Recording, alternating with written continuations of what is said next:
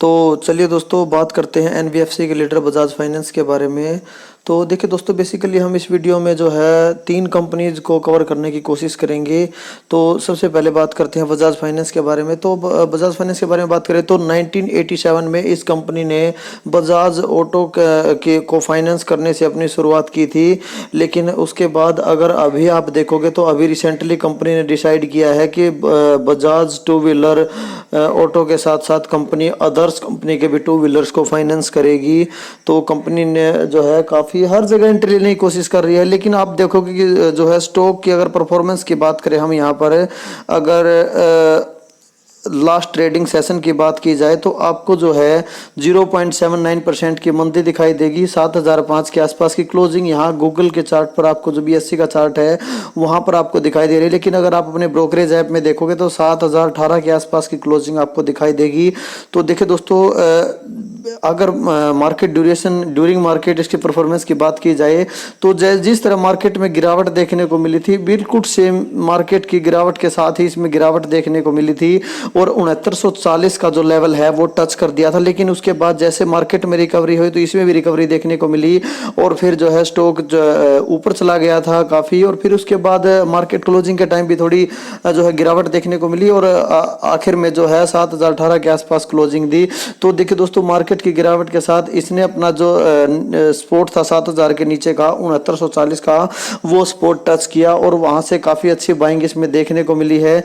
और अगर दोस्तों देखिए दोस्तों, थोड़ा अटक सा गया है और आप किसकी वजह से, जियो फाइनेंशियल सर्विसेज की वजह से, जीएफएस ये कर देगा, जीएफएस वो कर देगा।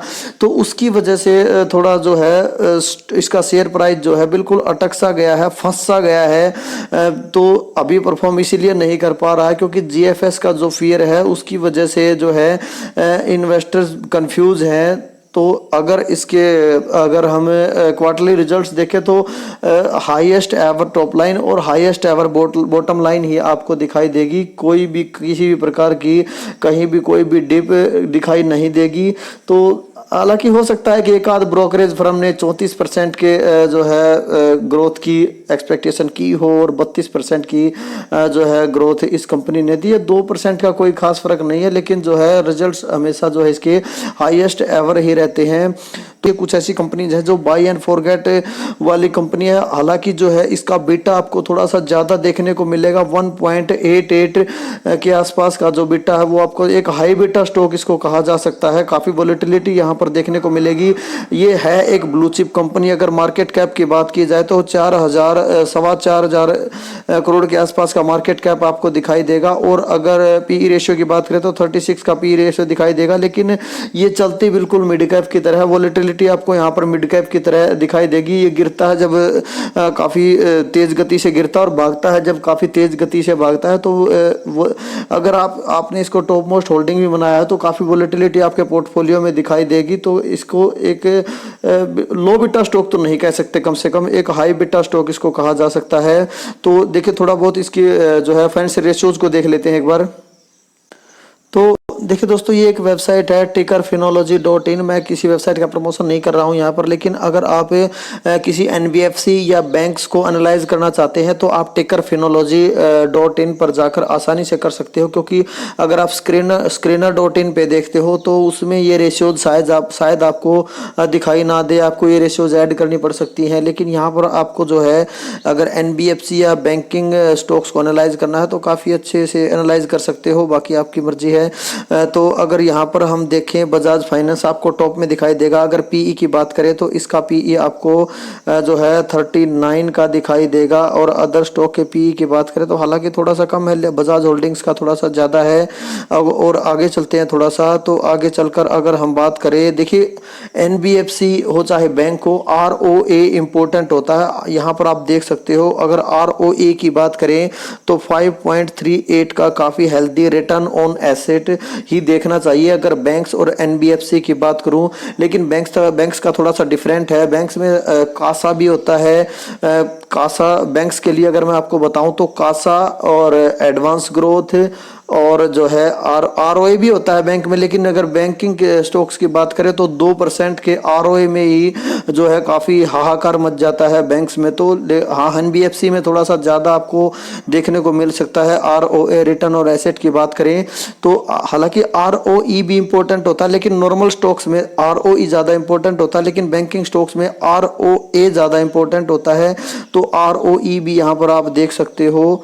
और मैं बैंकिंग स्टॉक्स की बात कर रहा था, तो बैंकिंग स्टॉक्स में क्या कहा जाता है कि कासा ज़्यादा होना चाहिए, सीएआर जिसकी बात करें कैपिटल एडिक्वेसी रेशियो वो ज़्यादा होना चाहिए, साथ में जो है एडवांस ग्रोथ ज़्यादा होनी चाहिए। तो कासा, सीएआर और एडवांस ग्रोथ ये तीनों ज़्यादा होने चाहिए। जबकि जो है कैपिटल एडिक्वेसी अगर मैं बात करूं कॉस्ट ऑफ लायबिलिटी, यानी जो है अपने देखिए बैंक में जो हम पैसा जमा करवाते हैं वो बैंक के लिए लायबिलिटी होता है। तो बैंक उसके ऊपर कितना रिटर्न्स देता है उसको कॉस्ट ऑफ लायबिलिटी बोलते हैं। तो वो कम से कम होना चाहिए, कासा ज्यादा होना चाहिए और कॉस्ट ऑफ लायबिलिटी कम होना चाहिए, और एनपीए भी कम होने चाहिए। तो cost of liability plus NPA दोनों कम होने चाहिए बैंकिंग के लिए, और एनपीए तो एनबीएफसी के लिए भी कम ही होने चाहिए। तो यहाँ पर आप देख सकते हो अगर कुछ अदर एनबीएफसी का आरओए और आरओई वगैरह मैं आपको दिखाऊं, यहाँ पर आप देख सकते हो सभी प्रॉफिट ग्रोथ जो है, इनकम ग्रोथ आपने देख लिया होगा। तो ये है श्रीराम फाइनेंस। दोस्तों श्रीराम फाइनेंस का आरओए आप यहाँ पर देख सकते हो, कम दिखाई देगा, बिल्कुल हाफ के आसपास दिखाई देगा। अगर बजाज फाइनेंस से कंपेयर करें तो इसका आरओए कम है हालांकि, और आरओई भी आपको थोड़ा सा कम देखने को मिलेगा। आरओई की मैं बात करूँ और जो है चलो प्रॉफिट ग्रोथ और इनकम ग्रोथ तो चलो ठीक ठाक है। एक बार दूसरे स्टॉक का और देख लेते हैं। दोस्तों ये है पूनावाला फिनकॉर्प। तो पूनावाला फिनकॉर्प का आरओए आप यहाँ पर देख सकते हो।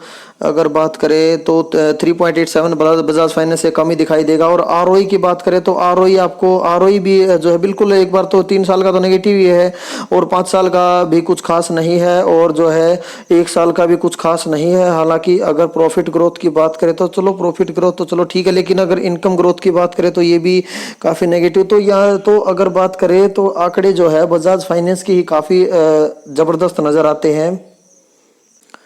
तो देखिए दोस्तों ये आंकड़े जो है एसबीआई कार्ड्स के हैं। तो एसबीआई कार्ड्स का आरओए काफ़ी अच्छा नज़र आएगा आपको बजाज फाइनेंस की तरह बिल्कुल।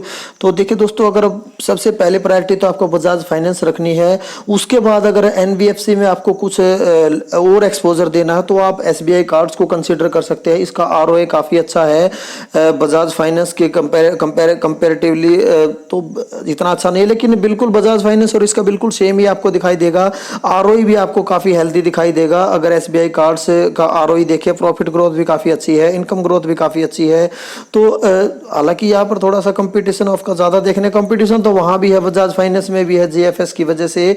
लेकिन अगर आपको तो वैसे तो बजाज फाइनेंस अकेला ही काफ़ी है, लेकिन अगर आपको फिर भी और ज़्यादा एक्सपोजर देना तो आप एसबीआई कार्ड्स को देख सकते हो। तो चलिए दोस्तों फटाफट दूसरी कंपनी को भी कवर कर लेते हैं जिसका नाम है एशियन पेंट्स।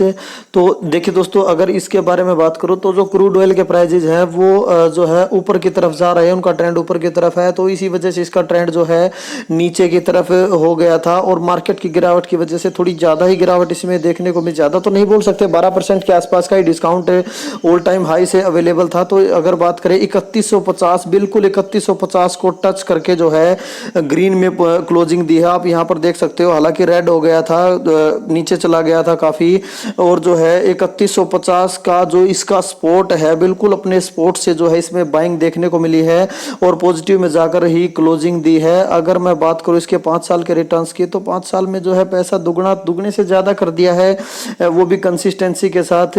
तो देखिए दोस्तों अगर मैं बात करूं ये जो है इंडिया में सबसे बड़ी, अगर मैं डेकोरेटिव पेंट्स की बात करूं, किसी प्रकार के पेंट्स की बात करूं, इंडिया में सबसे बड़ी, एशिया में दूसरी, एंड अगर एशिया से बाहर की बात करूं तो 7वीं जो है एक पेंट कंपनी कही जा सकती है। तो देखिए दोस्तों इसके पास सिर्फ पेंट और एडहेसिव ही नहीं है, बल्कि इसके पास कंप्लीट सॉल्यूशन है सैनिटरी वेयर्स का भी, तो लाइटनिंग का, सैनिटरी वेयर का, तो कंप्लीट सॉल्यूशन कंपनी प्रोवाइड करती है। और काफ़ी सारी सब्सिडायरी कुल मिलाकर जो है 24 के आसपास इस कंपनी की सब्सिडायरीज भी हैं, जो जिनमें जो है कंपनी अपना स्टेक होल्ड किए हुए हैं। तो देखिए दोस्तों, काफ़ी अच्छी दमदार कंपनी कही जा सकती है, काफ़ी अच्छी कंसिस्टेंट कंपाउंडर कही जा सकती है। तो अगर बात करें इंफ्रा की, तो इंफ्रा में आप कितना भी सीमेंट सीमेंट सीमेंट सीमेंट करते रहे कोई भी यूट्यूबर या कोई भी, तो वो आपको साइक्लिक ही दिखाई देंगे, क्योंकि कमोडिटाइज बिजनेस उसको हम कह सकते हैं। तो उसमें अप्स एंड डाउन ज़्यादा मिलेंगे। अगर आपको इंफ्रा में कुछ देखना ही है तो पेंट्स कंपनीज जो है काफ़ी अच्छी ग्रोथ आपको यहाँ पर देखने को मिल सकती है। तो उसमें जो है अगर डेकोरेटिव पेंट्स में बात करें तो 84% का रेवेन्यू इस कंपनी का डेकोरेटिव पेंट से ही आता है। और इंडस्ट्रियल पेंट की बात करें तो 3% का रेवेन्यू इंडस्ट्रियल पेंट से आता है। तो बाकी ठीक है, आप जो है वैसे भीड़ भाड़ काफ़ी हो चुकी है। अगर मैं पेंट इंडस्ट्री की बात करूं, पेंट इंडस्ट्री में जो है एपी डिलाइट ने भी हैसा नाम का ब्रांड जो है अपना लॉन्च कर दिया है। एस्ट्रल भी पेंट में एंट्री लेने की कोशिश कर रहा है। ऊपर से जो है ग्रासिम भी पेंट में एंट्री होने वाले काफ़ी बड़े बड़े नाम आपको दिखाई देंगे। तो काफ़ी जो है फियर है, और फियर की वजह से इंडिगो पेंट जो है बिल्कुल डेकोरेटिव पेंट का ही सेगमेंट है उसका, वो नहीं चल पा रहा है। क्योंकि इंडिगो पेंट का मार्केट शेयर जो है ग्रासिम खा सकता है, लेकिन एशियन पेंट का मार्केट किसी के लिए भी छीनना इतना आसान नहीं होगा। तो इसका मार्केट शेयर कोई नहीं छीन सकता, क्योंकि पूरा डेटा इसके पास है, कहाँ किस तरह के पेंट की रिक्वायरमेंट है, पूरा डेटा कैप्चर किया हुआ है। लगभग मैं बात करूं 60% के आसपास का मार्केट शेयर ये कंपनी इंडिया में एंजॉय करती है। और पेंट इंडस्ट्री में डेकोरेटिव पेंट्स की बात करूं तो 75% का शेयर है, और उसमें से 60% का मार्केट शेयर जो है एशियन पेंट के पास है। तो एशियन पेंट को पेंट इंडस्ट्री का किंग कह सकते हो आप, बिल्कुल किंग कह सकते हो। कोई दूसरा प्लेयर इसके आसपास भी दिखाई नहीं देगा, चाहे कोई भी हो। और एक बात और बताना चाहूँगा दोस्तों, ये जो है अभी इकोनॉमिक पेंट की बजाय जो है डेकोरेटिव पेंट्स में, चलो डेकोरेटिव पेंट्स में तो कंपनी डील करती है, लेकिन उसके साथ साथ प्रीमियम जो है पेंट उसमें भी कंपनी एंट्री लेने की कोशिश कर रही है। जिसमें जो है सिरका पेंट्स की बात करूँ तो वुड कोटिंग में कंपनी नॉर्थ इंडिया में मार्केट की लीडर है, तो वो प्रीमियम पेंट सेगमेंट से बिलोंग करती है। तो ये कंपनी भी कहीं ना कहीं जो है प्रीमियम पेंट सेगमेंट में एंट्री लेने की कोशिश कर रही है। तो कंपनी जो है काफी अच्छा काम कर रही है अपनी ग्रोथ के लिए, इन्वेस्टर्स के भले के लिए। तो चलिए दोस्तों, बिना टाइम वेस्ट किए एक बार जो है टेक्निकल्स देख लेते हैं दोनों के। तो देखिए दोस्तों, अगर बजाज फाइनेंस की बात करें तो अपने ऑल टाइम हाई से 13% से तो कम का ही डिस्काउंट अवेलेबल है। तो बाकी चल नहीं रहा है बिल्कुल भी, तो अटक सा गया है। तो देखिए दोस्तों, अगर इसके स्पोर्ट की बात करें तो जो 6940 का इसका नियरेस्ट बिल्कुल स्पोर्ट कहा जा सकता है। ये डेली चार्ट है दोस्तों, यहाँ पर आप देख सकते हो प्रीवियस इसका स्पोर्ट जो है, प्रीवियस स्पोर्ट 6940 का ही था। तो बिल्कुल वहीं पर जाकर जो है इसने स्पोर्ट लिया है 6940 के आसपास ही, 6920 कह लो, 6940 के आसपास स्पोर्ट लिया है, बिल्कुल वही इसका प्रीवियस स्पोर्ट था। तो अगर बात करें थोड़ा बहुत और नीचे गिरता है, बाकी लग तो डाउन ट्रेंड में ही रहा है। और अगर नीचे फिर आगे नीचे स्पोर्ट की बात करें तो नीचे इसका स्पोर्ट जो है आपको वैसे तो 6500 के आसपास दिखाई देता अगर मेजर स्पोर्ट की बात करें। लेकिन अगर उससे पहले आप देखो तो उससे पहले जो है आप जो है 6750 के आसपास मानकर चल सकते हो। अगर यहाँ पर देखें तो जो है 6750 के आसपास ही आप मानकर चल सकते हो।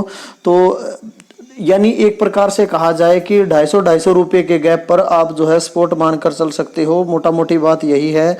तो बाकी लगता नहीं कि 7000 से नीचे जाएगा, क्योंकि हो सकता है कि यहीं पे थोड़े दिन अटकने के बाद फिर जो है काफ़ी ज़बरदस्त तेज़ी दिखाई दे, क्योंकि मैंने आपको बता दिया कंपनी जो है बिल्कुल मिड कैप की तरह चलती है। तो क्या पता किस दिन आपको ज़बरदस्त तेज़ी देखने को मिल जाए। लेकिन अभी GFS का जो फियर है तो इसमें आप अपना कलेक्शन कर सकते हो, 12% का डिस्काउंट वैसे है। तो जिसने अगर नीचे के प्राइस भी ले रखा तो एवरेज अप ना करें, लेकिन अगर जिसने मेरी तरह ऊपर ले रखा तो वो अपने धीरे धीरे एवरेज डाउन करते रहें, अपनी वेटेज बढ़ाते रहें। काफ़ी बाई एंड फॉरगेट वाली कंपनी है, आप कितनी भी वेटेज दे सकते हो, आउट ऑफ द बॉक्स भी जा सकते हो, कोई प्रॉब्लम नहीं है। तो देखिए दोस्तों, अगर आप वीकली चार्ट का प्रयोग करते हो तो वीकली चार्ट में आपको बिल्कुल क्लियर जो है स्पॉट वो 6500 का ही दिखाई देगा। तो यहाँ पर आपको 250 रुपये का स्पॉट शायद दिखाई ना दे। तो वीकली चार्ट में जो है सिर्फ मेजर स्पॉट ही दिखाई देते हैं। तो मेजर स्पॉट इसका 6500 का ही है। और फिर जो है अगर बात करें तो ये स्पोर्ट जो 6940 का था 7000 के आसपास, उसके 500 रुपये नीचे जो है 6965 का दिखाई देगा। और उससे नीचे अगर आप जाते हो तो उससे नीचे आपको जो है 6000 का दिखाई देगा। तो वीकली चार्ट पे तो आपको 500 रुपये के गैप पर स्पोर्ट दिखाई देंगे, लेकिन अगर डेली चार्ट यूज करते हो तो 250 रुपये के गैप पर आप जो है स्पोर्ट देख सकते हो।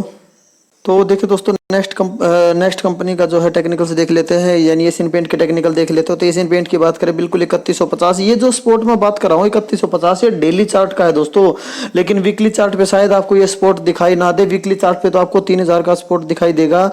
तो ये जो है डेली चार्ट का स्पोर्ट है, डेली चार्ट में 3150 के आसपास का स्पोर्ट आपको दिखाई देगा। तो 3150 का लेवल बिल्कुल टच करके जो है स्टॉक ऊपर की तरफ गया है, 3200 को क्रॉस करके चला गया है। बाकी देखते हैं नेक्स्ट ट्रेडिंग सेशन में गिरावट होती है या नहीं होती है, लेकिन अगर गिरावट होती है तो ये जो आपका 3000 का लेवल फिर आप इससे नीचे मानकर चल सकते हो। बात करें तो बिल्कुल 3000 के 2970 75 या 3000 के लेवल की बात आप कर सकते हो अगर नीचे के स्पोर्ट की बात करें। बाकी लगता नहीं, क्योंकि एक लो बिटा स्टॉक है, इतना ज़्यादा नीचे गिरता नहीं है। बाकी अगर मिल जाता है 3000 तो वेल एंड गुड है, धीरे धीरे अपनी क्वांटिटी को आप जो है बढ़ाते हुए चल सकते हो। तो ये भी एक बाय एंड फॉरगेट वाली कंपनी है। देखिए दोस्तों, ये दोनों स्टॉक की जो मैंने बात की है, ये कुछ ऐसे स्टॉक है बिल्कुल आप म्यूचुअल फंड में इन्वेस्टमेंट करने के बजाय इनमें इन्वेस्टमेंट करके जो है इनको जो है कुछ यूट्यूबर्स मोटे हाथी भी बोल देते हैं, तो इनमें आप इन्वेस्टमेंट करके चल सकते हो। म्यूचुअल फंड में इन्वेस्टमेंट करने के बजाय इनमें आपकी एक्सपेंस रेशियो नहीं लगेगी और रिटर्न्स जो है उनको बीट कर सकते हैं। तो देखिए दोस्तों, नेक्स्ट कंपनी को यहीं डिस्कस कर लेता हूं, क्योंकि वीडियो ऑलरेडी काफ़ी लंबा बन चुका, बहुत ज़्यादा लंबा हो जाएगा। तो ट्यूब इन्वेस्टमेंट ऑफ इंडिया, इसमें 2850 का जो इसका सपोर्ट था, उसको मार्केट की गिरावट की वजह से 2811 तक चला गया था। तो 2811 के बाद थोड़ा बहुत कंसोलिडेट किया, 1817 1819 के लेवल तक, 2819 के लेवल तक कंसोलिडेट किया था। लेकिन उसके बाद जो है ज़बरदस्त इसमें किसी ने मोटी बाइंग कर दी और बिल्कुल जो है स्टॉक है बिल्कुल 2900 को भी क्रॉस करके ऊपर चला गया था। तो काफी अच्छी तेजी देखने को मिली थी। तो आप ये मान सकते हो कि जो 2850 का इस ट्रेंड लाइन का सपोर्ट था, वहीं से जो है इसमें तेजी देखने को मिली है। अब देखते हैं कि नेक्स्ट ट्रेडिंग सेशन में इस ट्रेंड लाइन से ऊपर ही ट्रेड करता है या इसको तोड़कर नीचे आ सकता है। तो अगर नीचे तोड़कर आता है तो आपको यहाँ पर जो है जो 2815 के आसपास का हाई सपोर्ट लिया था इसने। और अगर हम नीचे बात करें तो नीचे जो है मेजर सपोर्ट तो इसका 2500 के आसपास का आपको दिखाई देगा। जो मेजर सपोर्ट की अगर बात करें तो नीचे मेजर सपोर्ट जो है 2500 के आसपास का बिल्कुल आपको दिखाई देगा।